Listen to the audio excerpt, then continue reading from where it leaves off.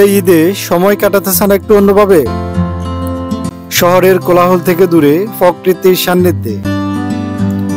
তাহলে চলুন ঘুরে আসি নোয়াখালী সুবর্ণচর উপজেলার দক্ষিণে হাতিয়া মেঘনা নদীর তীরে 3টি মনোমুগ্ধকর স্থান: চেয়ারম্যান ঘাট, থানার হাট এবং বুইনবাজার নদী।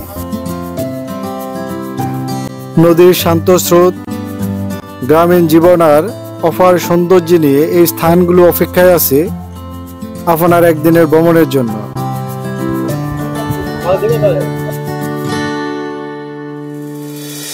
চেয়ারম্যান ঘাট মেঘনা নদীর পাড়ে অবস্থিত এই নির্জন প্রশান্ত ঘাট। এখানে নদী ঢেউ আর নৌকার শব্দ মিলেমিশে এক সুরের সৃষ্টি করে। এখানে আসলে আপনি দেখতে পাবেন ঘাটে শ্রমিকদের কর্মব্যস্ততা, জেলেদের সারি সারি নৌকা।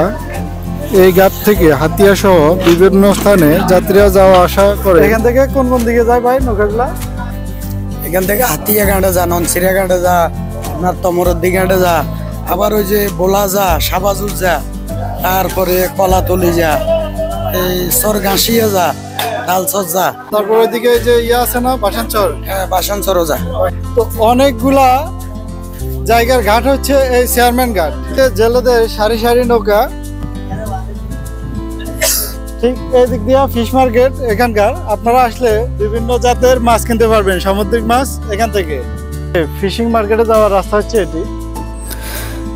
আপনারা যারা খেতে পছন্দ করেন তারা এখানে আসলে সমুদ্রে তাজা মাছ খেতে পারবেন এখানকার হোটেলগুলো থেকে। তো এখানে আসলে যারা আসে আপনারা তো একবারে সরাসরি মাছটা ফ্রাই করে দেন নাকি? কেউ অর্ডার করলে আপনি কাঁচা মাছ নিলে আমরা ইলিশ মাছ ফ্রাই করে দিই। ইলিশ মাছের সাথে আমরা পেঁয়াজ দিই বা বেগুন দিই। শৈশালিশ হয় আমাদের এখানে হোটেল বারহলিয়া। এটি যে সমুদ্রের যে কোনো মাছ চান আপনারা এখানে আসলে খেতে পারবেন। সমুদ্রের যে কোনো মাছ চান আমরা এখানে খেতে পারবেন। আমার থেকে এখন আছে পাঠা মাছ আছে, কাইন মাছ আছে, ইলিশ মাছ আছে, আপনার ফাঙ্গাইশ মাছ আছে, তারপরে আমার চিংড়ি মাছ আছে, লইট্টা মাছ আছে। এগুলো এখন বর্তমানে আমার দোকানে আছে। এরপর চলুন থানাহাটি, একটি ছোট বাজার যেখানে শহরের ছোঁয়া কম কিন্তু প্রাণের ছোঁয়া অনেক বেশি।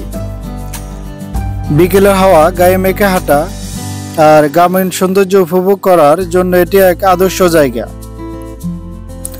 মেঘনা নদীর মাঝে দেখা যাবে ছোট ছোট অনেক মাছ ধরার নৌকা।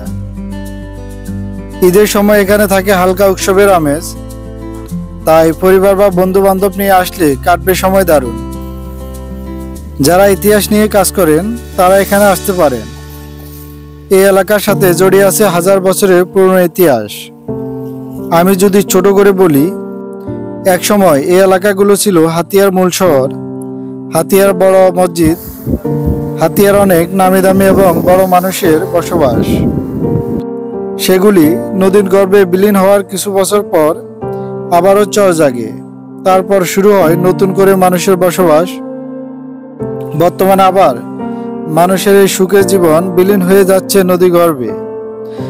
আপনারা এখানে আসলে এখানকার স্থানীয় লোকদের সাথে কথা বলবেন এবং তাদের থেকে এই ইতিহাসগুলো আপনারা জানতে পারবেন। চেয়ারম্যান ঘাট থেকে যাওয়ার পথে চাম্পার ঘাটের এই ব্রিজটি আপনাকে অবশ্যই মুগ্ধ করবে। একদিকে হচ্ছে মাঝখানে কাঠের ব্রিজ, পাশে হচ্ছে জেলেদের বিভিন্ন নৌকা, খুব সুন্দর করে সাজানো নৌকাগুলো ফ্ল্যাগ উড়াচ্ছে। যে কেউ এখানে আসলে অবশ্যই আপনারা বিমোহিত হবেন। সর্বশেষ আমরা চলে আসলাম বুইনবাজার নদীর পাড়ে। বিকেলবেলা এখানে অনেক লোক ঘুরতে আসে। নদীর স্রোত আর নদীর পাশে এভাবে পড়ে আছে সারি সারি নারিকেল এবং অন্যান্য গাছ। একদিকে মানুষের খালি বিটি, অন্যদিকে অনেকে এখান থেকে যাওয়ার জন্য প্রস্তুতি নিচ্ছে।